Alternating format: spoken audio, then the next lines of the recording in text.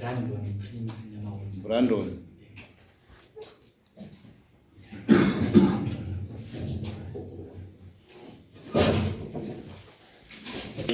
Moti dauta uracho. Ini gare pasti wani wacho. Umangara gitu dah. Moti dauta uracho kali pambiri pedari. Uracho ngami. Pambiri pedari ngachangami. Mu amagara pasi. Si tanga ini sananguranye.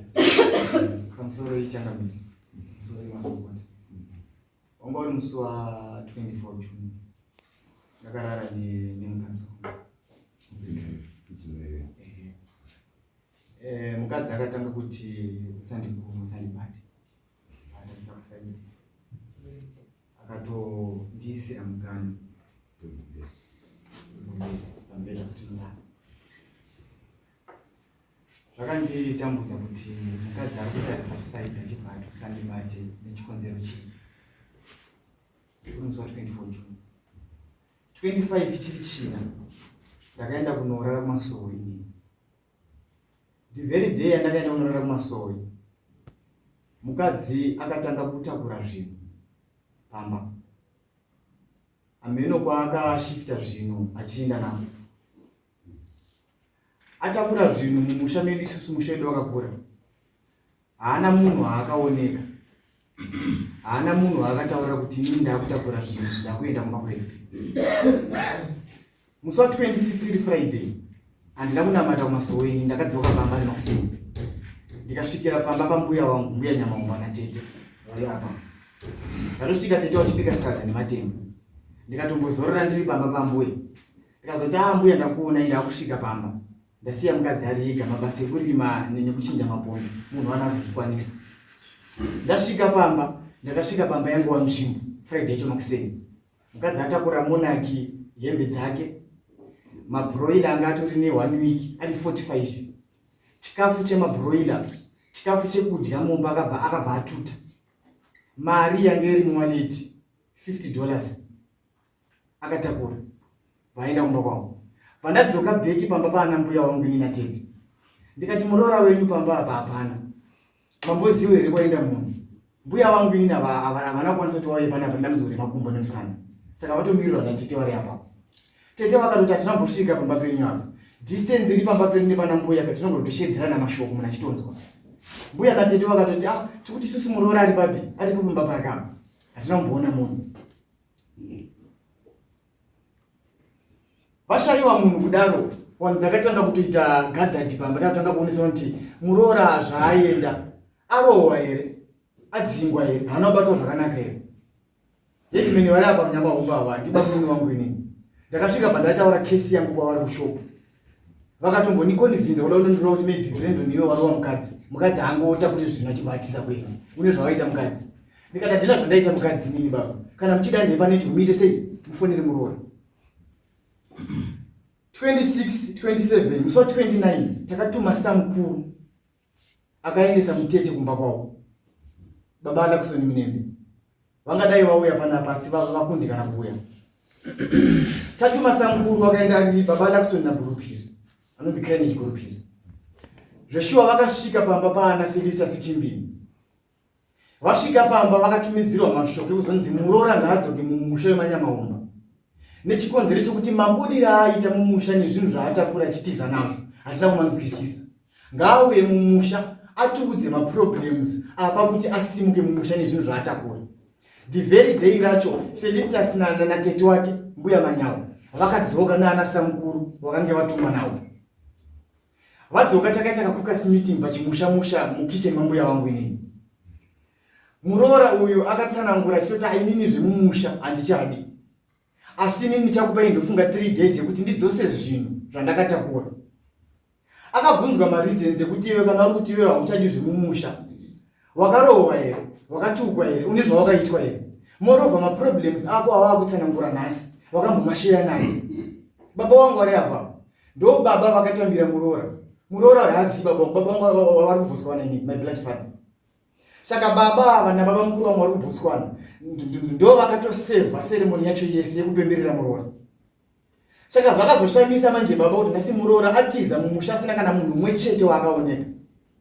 Pamusoro pazvo paakatakura zvinhu anga akunyepera mbuya wangu natete kuti kana ndichinge ndazoenda inini kana musazomunitsvage. Chanzi kana uchinge wazotakura zvinhu watiza iwewe, wai usina kuzooneka wanomumusha. Saka the very day yaakatakura zvinhu Felicitas uyu, amene mumauswa maaifoshana during the night achienda kunowanisa zvinhu madzoswa. Vaachinja nebus stop yekukwirira kombi. Asina kuoneka baba. Kana mama aoneka baba imi mumusha menyu mimi, munochinja nzira yemafambiro edu. Mota dzakuoneka na mumusha iyi. Ola muri kuda kuti zvichose. Mati. Muda kubatsirwa sei nedare? Toda kuti muroora uyu ani andauramba mukadzi baba anyagota. Kana mukamubvunza pari panomboramba mukadzi. Takafona kakawanda stereki, tikatumira vanhu tichiti muroora kana asingachadi zvemumusha ngaadzose zvinhu paground paakazvitorera. Pamusoro nebaba sangana ine mubvunzo hanzi munoda kubatsirwa sei nedare. Imimi munoda kubatsirwa sei nedare. Toda kubatsirwa nedare kuti muroora adzose zvinhu zvaakatora paground. Kana achida kuuya mumusha anodzoka mumusha. Nechikonzo chekuti ine handinauramba mukadzi. Ukatoda chete tione manyorero ezvinhu. It's okay. Tipe mbo ania. Ngati iruziwa nezvazvo. Tipe headbeat. Pamusoro pedare. Shuwa mwana akasvika kushopu achiti ndabva kuchechi. Muroora wenyu atuta zvinhu zvese aenda bhinzi, huku, zvakawanda wanda atuta papagiraundi. Ndikamuti washupana nemukadzi iwewe. Kana kuti akubata uri kuita zvechipfambi. Zvikanzi handina kumbodaroba. Ndakatombovhara madho kuti ndimuroora taure chokwadi. Akati munogona henyu ndirowa sei hapana chandanyangadzana nemuroora wenyu. Akandipa foni nhamba pandamufonera muroora. Zvikanzi akumba kwenu. Ndikati zvaita sei dzoka ikumba. Zvikanzi handisi kudzoka baba. Problem yangu naB wanambuya natete wanoiziva. Takati gare patatuma samukuru neshamwari anoerawo mheta uchitera muroora. Wakasvika bva wauya naye natete wacho tete manyawu. Takagara semhuri tichibvunza kuti chii chanetsa. Muroora akati ine handichadzoki because mwana wenyu uyu ane problem yepabonde. Ndikati makadii kunditaura musati maende tingadai takamurapisa. Kana kutaurirwa natete kana kuti mai wenyu. Akati ine handichadzoki mumusha. Tikati ko zvinhu zvamakatora manje chizvidzokesai. Akati alright ndikasvika kumba ndinodzokesa. Mangwana acho wakutopinda pakombi. Ndakabvunza futi zvikanzi ini handichadzoki mumusha. Wakati handichisina mari yekukwirisa kombi. Ndikatowapa mari yekuti wasvike paRegina neyekutodya. Wachitoti nhasi hachagoni kuuya nezvinhu zvatakatora asi kutsvira mangwani. Takati alright. Kutsvira mangwani hawana kuuya. Nofunga takagara for 5 days pandawafonera. Zvikanzi ndiri kurwara handigoni kuuya nezvinhu. Takazotuma wanhwairi kuita follow up kuti watore zvinhu. Takatuma samachemedze nanyamuwere. Wasvika kumba kwacho wakafonera baba wacho. Wakatomboti shupane muroora akazondifonera. Because wangu wati kuenda kumapurisa zvikanzi zvinhu zvenyu ndiri kuzvidzokesa. Ndikati chirege nditaure vanhu vanga vauya kutora kuti vachirege kuenda kumapurisa sinzi mati muda kuzvidzokesa. Uye titi property sharing tiri paumba hatimbokubatirirwa. Kana mukuya nehama dzenyu tinoita property sharing zvakaringana. Wana kuzodzoka pamuroora. Ndiyo ndawakakwira dare. Takamboenda kumapurisa zvikanzi achendai kumatare emadzishi mukadziswa. Kana yazotadzika tozoona kuti zvakamira sei. Ndiyo ndamaona tauya kuno. Ndida kunzwa kuti zvinhu zvakatorwa chii nechii. List yacho ndinayo. Tipe list yacho tidzidzise.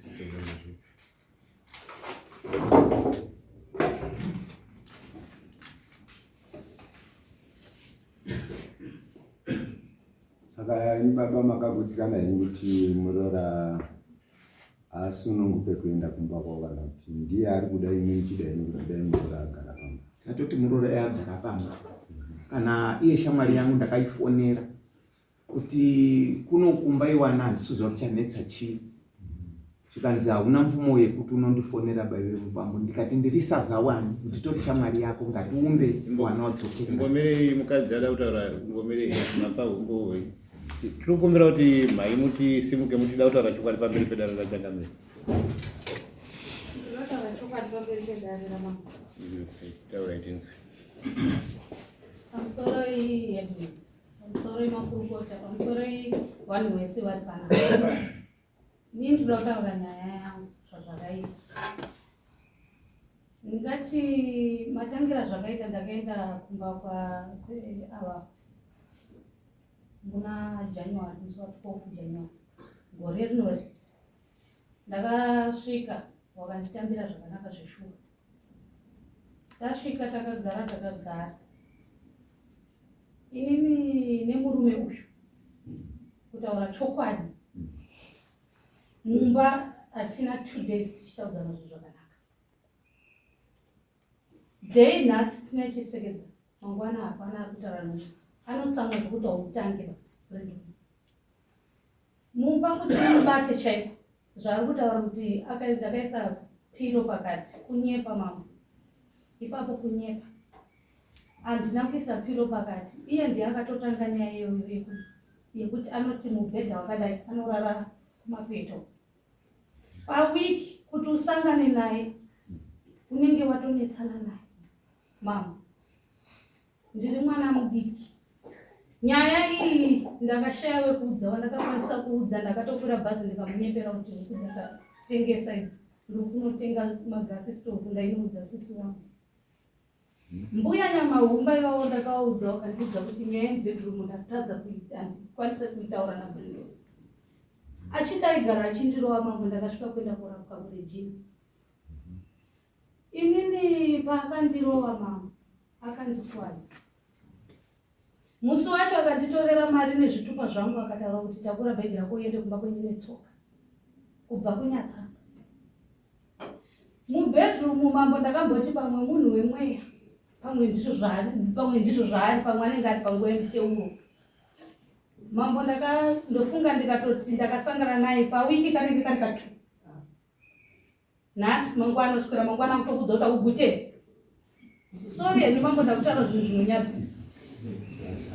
Asi kutanga pamuna April mambo ndakawerenga ndakati ndaneta nekutaurira munhu.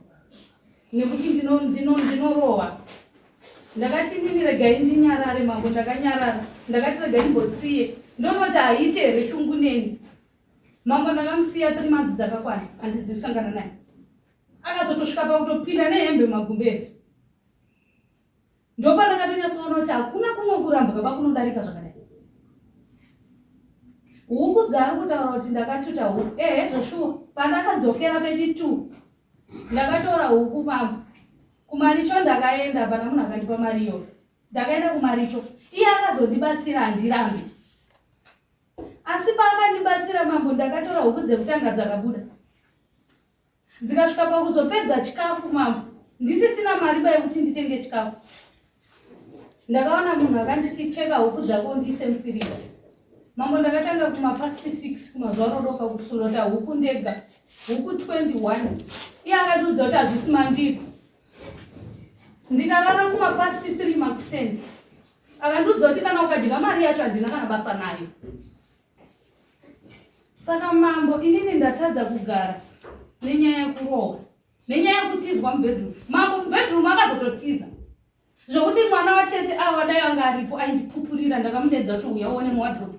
Kune zvinhu zvasekuru wako here. Manga musina kana hembe, akatuta hembe mambo. Akatuta mabhegi ake. Akatuta mametress magumbezi akanogara mumain house. Pamba pavo pane dzimba 3. Dziri separate kuti main house 3 rooms nekitchen. Mambo ndakaona zvakandiomera kuti nditaure mashoko akadai so kuna baba. Musi wandirowa achindikwadza mambo akataura mashoko ekuti pamberi pambuya wake. Akataura kuti mbuya wacho wakachema musodzi akati Brandon musarowe mukadzi. Iye akataura kuti mambo akandokapfudza. Saka mambo ndaizowerenga sei. Ndogarira here kurohwa inini. Ndakatadza kutaura issue iyi ndite zvaro. Handikwanisa kutaura zvemugumbezi nate. Handigari kurowa mambo ndakanoti zviri nani. Ndiende kunochengeta uno wangu. Hapana wana tetere na wana. Teta walipo ndavaudza. Ndakavaudza. Ndakavaudza. Wakatete ndavaudza nambuya. Asi musi wayatongwa andaenda kumba kwavo wakaramba. Wakaramba wakataura kuti hatinombomona chirohwa. Asi wakandiona ndichirohwa ndakuwana musoro. Tete avarapa. Asi wakaramba mama. Saka ndogarira kurohwa ndakasvika pakuti paainetsa zveshuwa akanetsa. Achifonera vanhu achiita sei. Akanetsa akasvika pofonera mai vangu natikokokokinaiti. Mama ndakaudza kuti musadareko iyo. Ndakaenda kumapurisa mambo. Apa. Ndakauya mambo ndikafamba netsoka. Apa ndeve neronda ndadonha nebhaiki. Ndakasvika pamapurisa akafanana nemapurisa. Mapurisa iyayo mambo ka. Akataura kuti rega timufonere. Uda kuti timusungere ndakati kwete. Munhu wandakagara naye mambo. Azviti kuti mumusungise. Ingoita kuti tishayane zvinhu izvi zvakanaka kana dziri ukundotumira kudza. Akataura kuti zvinhu zvese aifona achitaura kuti hakuna chake ba. Chese chaukashanda uri mushamuno muchinoti isusu. Saka ndakato haya bhaiki mambo kubva pachidokori. Ndikasvika paRegina. Fungai mabhaiki iyo yakakwira. $10 yekurasa. Ndaendesa huku dzake ndahafura mambo. Akafonera kombi akatoti musatamba. Ndakadzokera mari yapera mama. Izvo zvindikakudza kuti baba yawana wangu wandinawo ndine wana 2. Mukomana nemusikana ari kutoenda chikoro grade 2 ne4 years mama. Akatumira mari iyo izvo zvaazviziva kuti mari iyo ndakatora ndikatenga chikafu chehuku idzi mama. Dzawakuda nekuti dzasvika mambo huku dzandakanadzo dzine 3 days. Saka kana rudo kuti tishiyane mambo ndikuda mari yewana. Mwana wangu akutakura manhuchu. Kwenda kuchikoro. Ndogarira kurohwa ere kana maguma mugume. Muna mauya nani? Ndina mama wangu. Ngawatipe tinzwi, maitipe tinzwi. Maikimbi.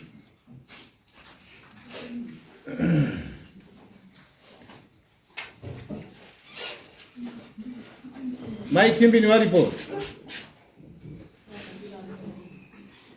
Kana ataura izvozvo kana muri kundikana hanyu kutaura munongoti ndizvo zvaataura. Alright. Okay, garai basi. Mambo kana kutoshana pamusoro. Ayo, ngomire. Alright, iyo dai.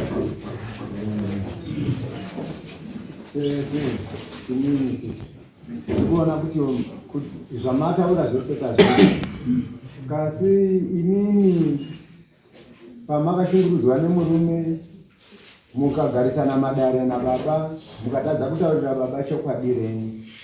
Kasi baba dai makataura chokwadi kuna wana tete, baba dai ataura zviti ndakaudzwa nawana tete kuti zvamataura izvi ndezvechokwadi. Saka sei inini muri kutaura zvamuri kutaura zviri zvenyu mega zvisina kana nababa iyo muri kuti makasanangurira nyaya yenyu. Pamusoro imambo. Izvozvo ndikuzvinzwisisa. Asi nyaya idzi hawakwanise kudzibvuma nhasi. Asi nyaya yemubhedroom iyi baba iyi mambo iyi waitaura. Kona kuna baba wangu wekundibereka wakaitaura. Nyaya yekundirowa wakairamba. Asi pandakarohwa ndonyakutouya teta. Wakandiudza kuti muroora ndozvandakakudza kuti unofanira kushinga. Naitete ndizvo here? Muroora uyu nawo dzaari kutaura. Tokadini nenditete ari mumushago pakuuya kwake. Zvekuita kunga dambe. Nawe ari kutaura yemubhedroom musi waaitaurira murume akati utete. Musi waaitaura ndomusi wabuda mumusha. Taiigadzira usiku. Musi waatotaura nhau dzake. Usiku hwakarehwo murume akati utete ndo usiku hwabuda mumusha. Taigadzirisa sei? Ichireva kuti nguva yese wainetsana pasina zvamunoziva. Pasina zvataiziva. Zvainge zviri zvawo mumba mavo. Paakazotitaurira isusu akatotaurira mbuya mai vangu. Mbuya pavakatondiudza musi wakare ndo musi waatotuta zvinhu neusiku. Takatorivara tiri mumba takarara. Kuzomuka kwamangwana murume achadzoka kucheche. Ndo paakatotaura kuti muroora wenyu ndamushaya. Taigadzirisa semusi waataura ndo musi wabuda mumusha. I'm sorry. Toda kunzwa iwewe Brandon. Uruda mukadzi wako here? Naura mukadzi. Anzu muda ere. Yes or no? Kwa mimi mai. Nangu alichadi baba. Ini nangu alichadi. Nekuti zvokuti andiroga achinyepera kundida panapa azvishandi. Achinditiza mubedroom azvishandi. Kuramba hake nyaya dzake uyu mama. Asi nyaya dzatakudzai. Teteka. Zvinogadziriswa kandi ndosara mawaya kudarika. Tautaura usaidza kuti Ndosara ndotaura kuti nyaya dzakadai. Kwanisa kugara nemunharaunda panyaya dzake. Ndofana kuda chimba.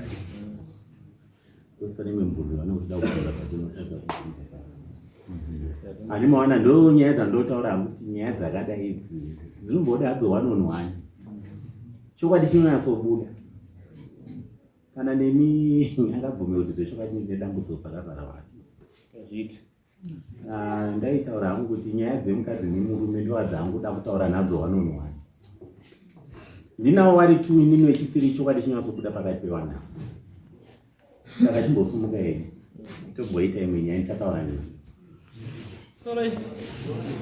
Tine nyaya ya Brandon handiti kanya maumba yanditi yapinda muri kuinzwa. Tida kumbonzwawo maviews yenyu dare. Kuti mumbotipawo maviews yenyu ane chekutaura ataurawo mucontribute. Zvinotibatsira izvo takupa final judgment. Muchiisa mupfungwa mukadzi ati handichada murume ari kundiruda mukadzi.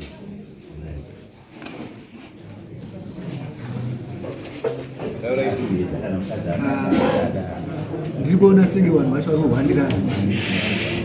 Noizvi kwabereki. Ndaona sekuti vanhu vacho vanohwandirana. Uya kuti mukadzi nomwe. Uye kuti murume ashadi. Pane karipo so. Karipo makanzwa bonde ndoranetsa pambapa nekushungurudza mukadzi kuramba achirova. Ava vauya mwirai ndikujekesere munyatsoziva. Ava vauya kudare ava wari kukomborana zvinhu zvavo zvakatorwa pasina kuwirirana baba nemukadzi. Mukadzi uya akatora zvinhu wasipo. Muri pabata huku 45 nemabroiler 50 kg yemabroiler starter ne1 bucket beans ne $50 hard cash, 5 kg rice, 2 kg plain flour, 2 liters cooking oil olive. Saka ndo zvinhu zvakatowa nemukadzi yavo akusimuka ane murozvibata. Saka ava vauya vari kuklema kuti uyu akatora zvinhu pamba pasina kuwirirana. Mukadzi ati inini handichada nekuda kwekushungurudzwa kwaari kuita nekuti arundirwa plazi ari kuti murume haarisi kundipa bonde. Saka toda kunzwa macontribution eyo kuti toita sei. Kuda kuti inyatse kuongororwa apa madzishe kuti nyaya inofamba sei. Nyaya pachena iripo. Waindi kuti nyaya pachena iripo. Baba awa inini ndakungotaurawo sekuti ndituya hanzvadzi yangu handiti. Baba awa mukadzi hawachada. Mundizwa here. Asi kune madaro wakaenda kune tumwe tumatatu tudiki tuyana. Kwanza ukapinda mudaro ukataura mukadzi anoshanda unobhadhariswa. Saka uyu vata kuti ndakatorawo zvinhu zvangu. Zvikazichenda kuti mukadzi ndinomuda munomanzi shene chi zvinhu. Pamunoshena zvinhu ukadzoka uku iwe ngomutamba yekuchakara. Achakudeka. Saka uyu mwana sikana manje uyu. Ndiye arwadziwa kuti ari mukati ndiye arusunona. Wari kunzi hatisi kuona. Saka tungofunzira zvinhu zviri nani nekuti kadai mati tinozanzira wanawo. Ndaita kuti musikana enda unoshingirira. But uyu manje ndiye aruziva zviri kuitwa neuyu mumba uyu. Urikona. Saka hamukwanisi kumudzora apa nekuti arwadziwa maningi. Asi kuti pane zvimwe zvinogona kuitwa kuti uyu adzoro volume yoyo yakakwira. Uyu yarwadziwa. Alright. Umwe. Ndipeitinze. Ndiri kuti mukadzi ati haachadiba.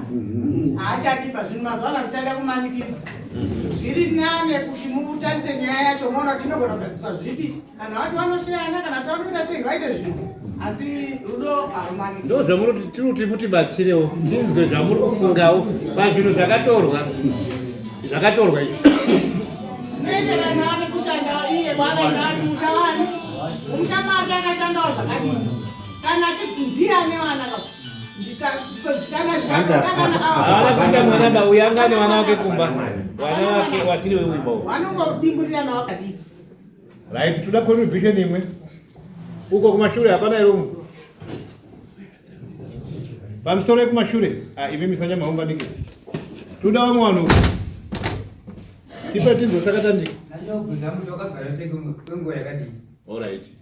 Tika garase misengo yakadi. kubva musi wa 12 January kusvika musi wa 24 June. Gore rinori. Okay.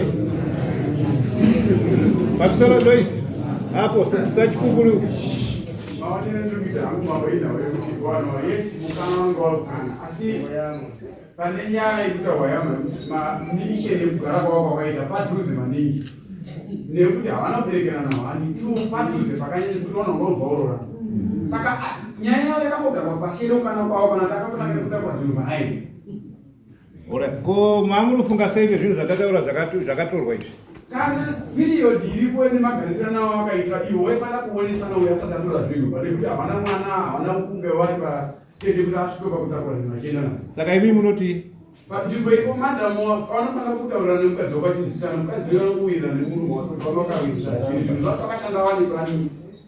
Okay. Inomweri kumashure. Tauraisa makanyanga. Musore changari. Inini kuona kwandaita kubereka kunorwadza. Patsanangura mwanasikana vanhu vese tataurodzisa risodzi. Baba uyo hasha dzakati wandei kune mudzimai wake ndo vakagara nguva shoma shoma.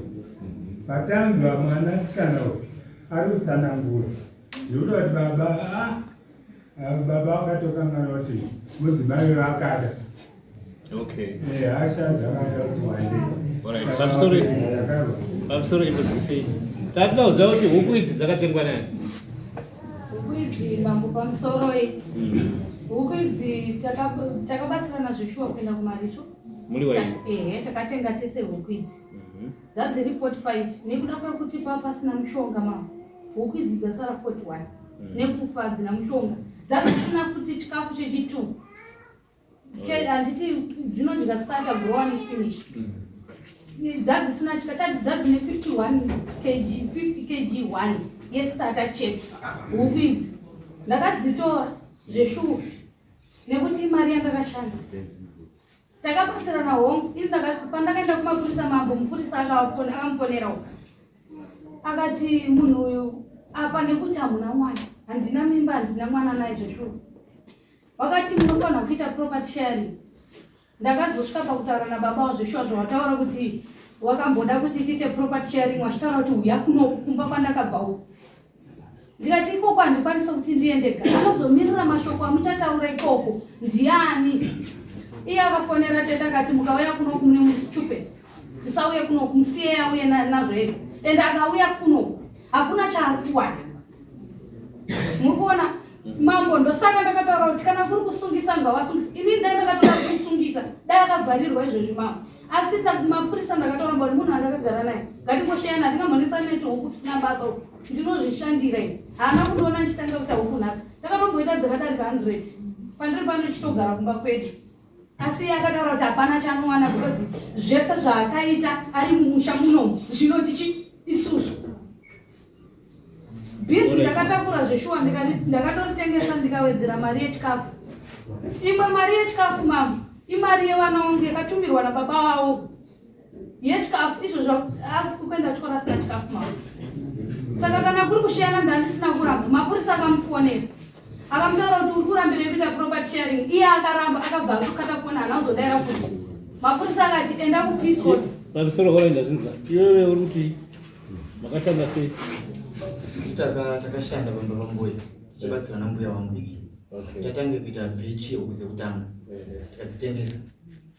Vazotora bechi number 2 tichitomenya nzungu dzambuya nyamangu. Nhasi paatiza felu uyu takange tiine contract yekumenya 20 bags dzenzungu dzambuya nyamangu.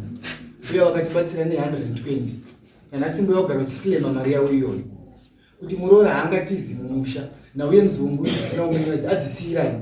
Apa ndakavapa mari yangu kuti vatenge fertilizer nembeu yegreen maize akati sei chibage chiri saka tinoda kunzwa kuti iwe unofunga sei mafungiro ako panhau yezvinhu zvakati zvonei? ngadzise zvinhu pakazvitorera ausoda kushayana naye ngadzise zvinhu pakazvitorera. Akaudzwa karena nababa kuti dzoka nezvinhu tiite property sharing background akaramba tikatuma vanhu several times. Ndakaenda kukembi ndofunga 3 times ndichihaya mabaiki tikaenda kumba kwavo nemapurisa aitumei ndikawabhadharira mari dzangu ini nhasi tauya panapa vana baba vangu ndavatakura nemari yangu ini futi makosi ese waya pamusoro iwe dare muroora uyu kana mukamubvunza handina kana problemu naye even one day pawakauya kumba natete Manyau takatovirena kuti uyaitite property sharing wakatoti kutswera mangwani tiri kuwe ndikatova mari yekuti wadzoke kumba kuno pandakawafonera takatoti uya ine hama dzenyu tite property sharing tiri pamwepo. If you just imagine kuti wakaya muna January tatitovabatsira dzimwe huku dzacho ndaitodzisa mufiriji ndikatoti vhurai bhuku rekuti munosotora zvinhu handina problem naye pamuroda pamusoro pamusoro singapinze nguva right imvura yezvinhu zvacho zvakanyorwa apa zvaunoda kuti vasheyani pane 2 liter cooking oil pane 2 kg flour pane 5 kg rice 1 bucket beans 50 kg broiler starter ne 45 mabroilers ne $50 adikesha ndo zvinhu zviripo zvida sanyama umwe handindio zvamuda kuti zvisheyana. Yes, nemari yamhai mari haipo yenzungu wachamenya pane zvamuri kutaura mhetaka tida kubatsirana tida kubatsirana ava pamuri kuti makazovadeedza vachiuya pane pamunhu paanogona kuona kuti inini kodzero dzangu dzinogona kutsikirwa nekuda kwekuti mune ukama neuyu handi munozvibata saka vanogona kuti ivo beta tiende kuneutral venyu sezvavakazoita kuuyawo kunoku kuzoripota kwamakaita kunoku because vanogona kugaya pamutemo anogona kutoona kuti inini handifi ndakazoitwa zviri fair nekuda kwekuti mune relationship neavo ende izvozvi rakadai dzadziri nyaya hamugoni kupreside against nyaya dzakadai imi muri baba wacho handi munozvibata zvafana mheta pana kuita munhu wekwasanyamaropa haagoni kupreside kesi iyoyo because obvious judgment anongopa in favor of hama yake saka zvinongoda neutral chi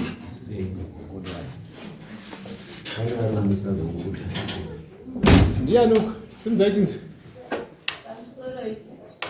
inini vakandikweretawo mari $90 pahuku idzodzo dzavari kutaura kuti kwai ngatisheyane saka ini ndiudawo mari yangu yaimwe nyaya manje iyo yaimwe nyaya munozoripota tipeitinzeni inini ndinoda kutaurawo palisti rakanyorwa inini palisti rakanyorwa mama mari yandakatenga nayo zvinhu izvozvi zvanyorwa apa zvarunzi ndakatakura imari yehuku dzangu dzekutanga ndakaenda kumarondera ndakatenga sola instead yekunge ndachida kutenga magasi sisi wangu ndokati aiwa unozorarama sei bona munhu warugara naye haashandi unozowana kupi mari yekutenga mafuta iwewe chienda unotora dzinga iyi nyaya yawanditaurira handikwanisi kuidadzisa ndaita mwana mudiki plus handisiwe kwanyamahumba ndakatenga 5 kg rice ndikatenga 2 kg flour ndikatenga 2 kg sugar ndikatenga 2 kg 2 liters emafuta pakutakura kwandakaita mama kutaura chokwadi rice handina kutora ndakatora 2 kg flour ndikatora 2 liters emafuta ndikatora 2 kg sugar ndo zvinhu zvandakatora raisi zvimwe zvese ndakangosheya nepakati beans ndakatosiya rakawanda ndakatora 1 bucket chikafu chehuku ndakanga ndatenga 50 kg 1 sezvandataura ndo yandakatakura dzikadya 2 weeks growers ndakatora mari yevana yechikoro kana ari kuti ndisheyani mari yevana vangu ndinongo because ndakatenga ma 50 kg 3 ne 25 kg plus transport kubva varejini aiwa imimi huku kuti makamazotora mauya nadzo ufuchi dzaitoda chikafu chamuti makatorera mari handiri kuzvibata $50 iri kutaurwa mama inini yanga $50 ani ndakatora 1 bucket ndikausira ndakawanda akaenda pacho akaitoita akazorada akasiya huku dzechibhoi 4 6 7 sati rambosarudzwa kana iye akatora mabrand zvinhu zvaakatakura chikunzi mupfungwa dzakakatoita property share kune chegara akadi kusiya tushare mabroila chokana kana angachida kuenda titizi akadi kusiya share kana iyo so ni mari yangu ana mari yangu yake mwezi Bamsoni mana meta urikona nyeye muri kutongeswe mukaona mune muri mari kuya kukumbure na botoro remafuta rakafuta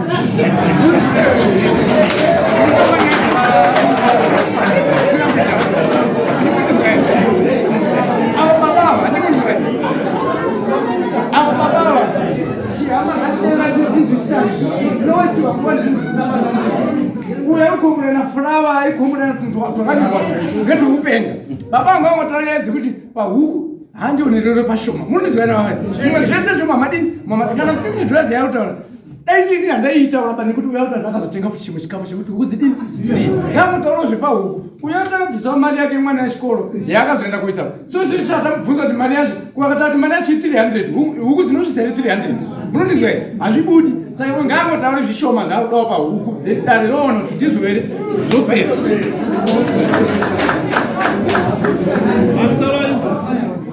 I'm sorry. Tipo ele dizer,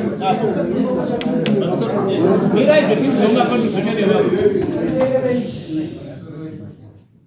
Ndinoona sekuti nyaya yamhai nababa inyaya iri kuitwa nevanhu varitonge vasiri vanhu vakuru because havangakaniri furawa kana kukanira mabhurera 45 dai baba namhara vanga vari vanhu vakaita zvinhu zvavo pamwe chete nanhasi tode vasina kuparadzana zviri kuratidza kuti pakati pavo vari 2 vanhu avo pane munhu asingadi kushanda vari vairi kudai dai kunzi vanga vachida kushandira pamwe chete pa6 months dzavakagara vanhu avo dai wane chinhu chinobatika asiri mabhurera vari kutaurira pano nhasi ndatenda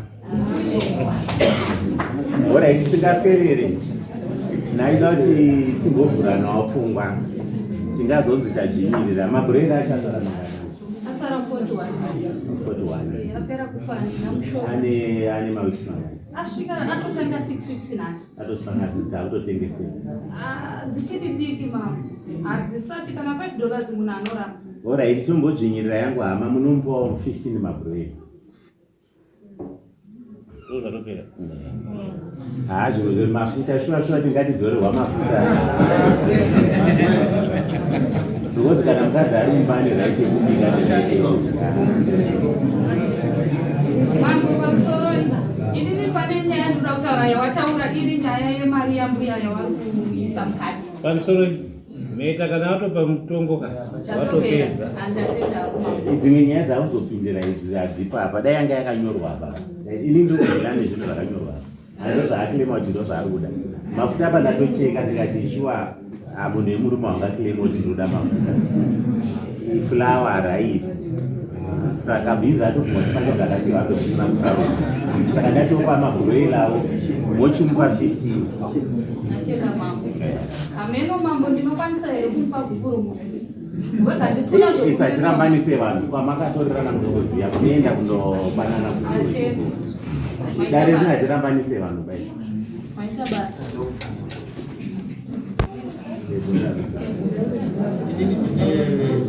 famba kwandakaita ndakapinda makosi kuenda kumapurisa 3 times chienda kumakongo chindanana samuku asi ndatakura vanaivayana mari yakaenda padare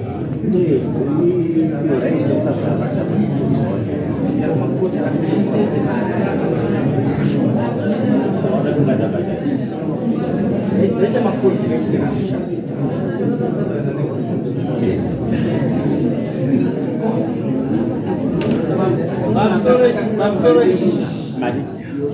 apabvisi ng'ombe kuramba here ndakatozvizira kuno inini gupuro kurava takaita kaka gupuro kana usade munhu tozoti $1 kurabva kuti handisina kuda handisina basa newe zvino ndikakupa mombe kandichikukuda pamusoro kana neungakupure munhu nemombe ameno mutemo wandakaonawo kuno kuti manyika asi kwandakakurira kaka tozoti gupure $1 kurabva kuti handisina basa newe handichakuda handine zvekuita baba ndinoda kubvunza baba nyamahomba wati hapabviswi mombe eposi yemombe ndei pane vanhu vakuramba maita basa munhu ukamisiwa basa pasina notice kunonzi unobhadhirwa 3 months wamiswa basa.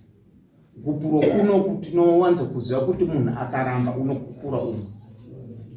Gupuro iroro dhora rutotaura rakatokura pamhaka. Kana kaona nezvani dhora asisani. Mira ndivapindure baba Nyamahumba. Nyaya iyi iri chiki ndofunga kuti maiteerera. Vari kuzivana chokwadi ndiro avo. Zviri mubedroom avo hatisidi. Enda hapana mwana. Handiti. Dai pane mwana zvichibata amai vasiya chii vasiya munhu. Ndo patingazokonzide kuti zvechokwadi mombe. But pane vanhu vakadai hapana kana mwana 6 months imereje 6 months. Sawa ndiye anenge akutorora kamurume kana kubvisa mombe.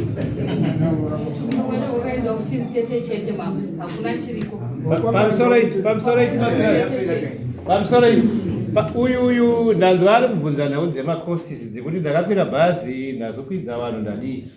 Isusu munomu mudare redu ka hatikwanisi kuti munhu abvise makosi ziyani. Munobabata ndo pandati inini kana muchida kuapila munogona kuapila kune rimwe koti because isusu zvavana kuti imi mukauya nevanhu 100 munhu wamauya naye munhu 1 toti isusu chibhadhara makosi zvese makore 10 kakushandira izvozvo ende isusu kumabhuku edu ikoko kemutemuka hakuna izvozvo handitiwirani saka nokuti havangotida kuti makosi zvese nekudii isusu hatigone kumita izvozvo. Sorry Sorry, nechingori papo pane nyaya ndinoda kungobvunza ndinyatsonzwisisa. Pamwe ndopandakakurira ndopakandura pfungwa. Panyatsonzwa pagupuro. Kuti gupuro chimbori chii? Chinonzi gupuro chii? Gupuro. Tinoti gupuro isusu. Mushereshedzo kuratidza pamberi pedare kuti munhu uyu zvikanyaita sei ini ndasinei naye kana mumba kwangu akafana kuzotombotsika kuba ndichadi kutombomuona zvachose ndio gupuro. Pane umwe because ipapa ndakatozvionerawo kuno kwekuti hanzi kana munhu usade munhu shuwa unobvisa mombe yekuti handichada munhu kumanikidza rudo pasisina rudo because kana munhu ati hachakuda hachakuda ende haungafosekedze munhu kuti ndide yakadii plazimeta ungabvise mombe gupuro yekumunhu asina kunesa mombe vakokorora iyoyo kutezvarawo chini pamombe hakuna zvakadaro. Gupuro rino mucherechedzo wekuti mhete iyo wakabvisa uchiti ndiri kuda wakudzorera. Right, tapedza nyaya ngatipinze imwe.